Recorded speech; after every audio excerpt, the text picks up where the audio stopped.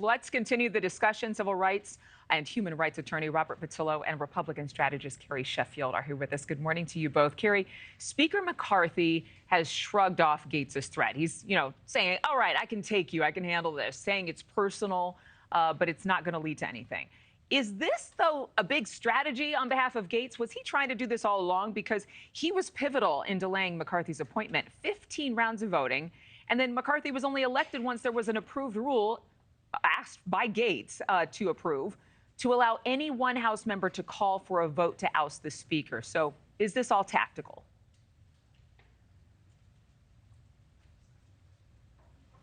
Was that for Robert? I thought that was for you, Carrie. Forgive me. That was for you. Sorry about that. No, I think it's more than just tactical. I think he does mean to bring it. I personally think it's a bad move on his part. I do understand his frustration with the reckless spending.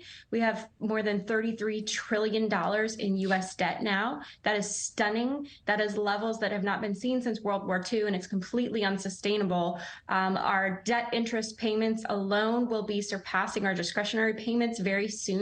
And that means that we're going to have to take a lot of cuts in other directions in order to pay this debt. So I'm sympathetic to his impulse here, but I do think he is being impulsive because he's not going to be able to get the votes that he needs to remove him. And just the fact that he is reaching out to people like AOC and the Progressive Caucus to do this, to me as a conservative, shows his true colors, that he'd rather eat the conservative movement, and by working with the most progressive hardline people who want way more spending. So to me, it doesn't suggest that he's actually serious about cutting spending. You're talking about McCarthy now in the second half of your answer.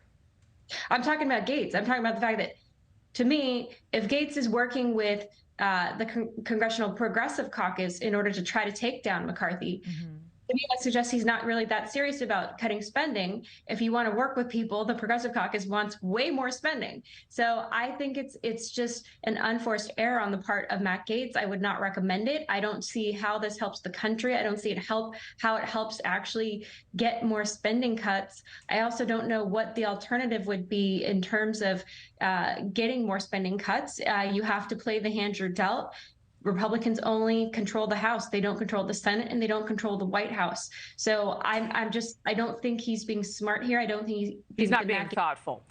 Robert, Democrats reportedly they gained more on this continuing resolution than Republicans. What kinds of concessions would they achieve if they do indeed bail McCarthy out from his own party? Because that's what would have to happen in light of this vote.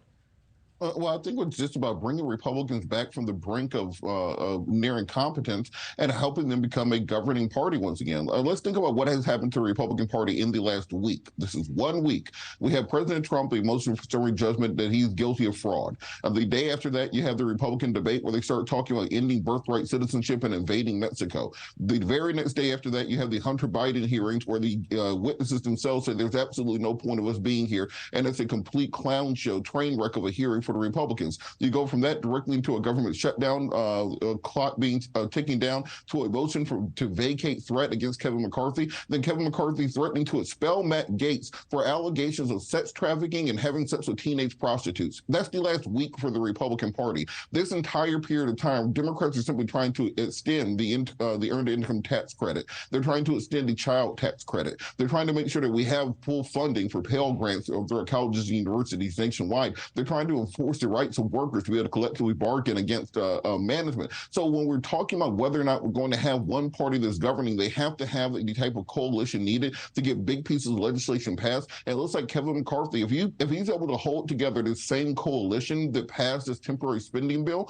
and is able to push through actual legislation with a bipartisan coalition that will make it through the Senate, we can actually get big things done in this country. But right now, the Republican Party is sliding into obsolescence due to their own negligence and ridiculous conservative policies. Well, you brought up this trial, Gaetz, being investigated for sex trafficking. The DOJ's already cleared him in that case, though there are some Republicans who think the House Ethics Committee could find something in regards to wrongdoing. Thank you for watching. Go to newsnationnow.com to find News Nation on your television provider. And don't forget to click the red subscribe button below to get more of News Nation's fact-driven, unbiased coverage.